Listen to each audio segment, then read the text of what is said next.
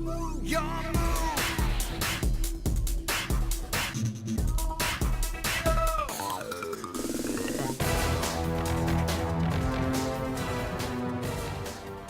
most, the hobbies we develop as children end as we reach our teen years, but for some, the charm never ends. The popularity of card games is no surprise to many. However, the age of some of these players might be. Yu-Gi-Oh! Is a Japanese trading card game that was released in 2002, based off the cartoon of the same name.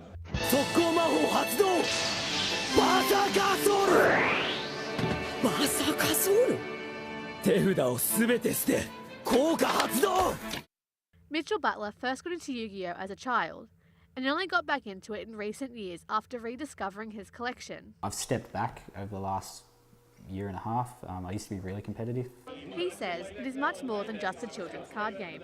It is an intricate, complex game with a variety of rule sets. There's even rules here that you have to understand that just go above my head. In the US, Yu-Gi-Oh! Has a 24% market share amongst trading card games, bringing in $221,000 US. The industry itself makes $1 million per year. Due to the trading nature of the game and the fluctuating price of cards, Mitchell finds it hard to put a price on his collection, but estimates he has spent around $4,000. In the current game, cards hold value and then they kind of fluctuate like the stock market.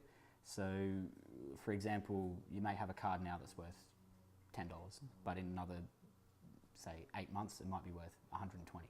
Research from SuperData found that the average player is 23 years old.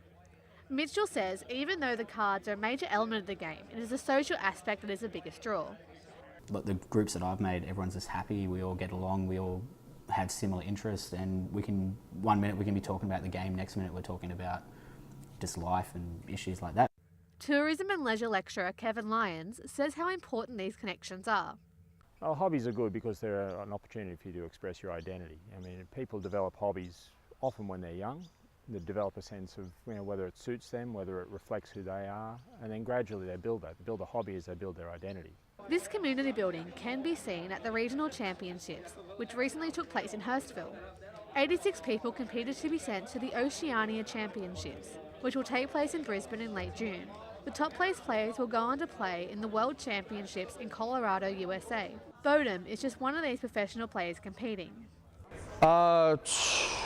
I was one game win away from going to the World Championships in 2014, and I've had like a lot of like World Champions, like close enough to World Championship finishes, and I've got one top 32 win in American YCS. And outside of that, just a lot of Australian national tops and stuff like that. This is an example of what researchers know as serious leisure. A hobbyist is someone who has started as at an introductory level in developing a skill, and then they build it and they develop new knowledge, more knowledge, they become experts.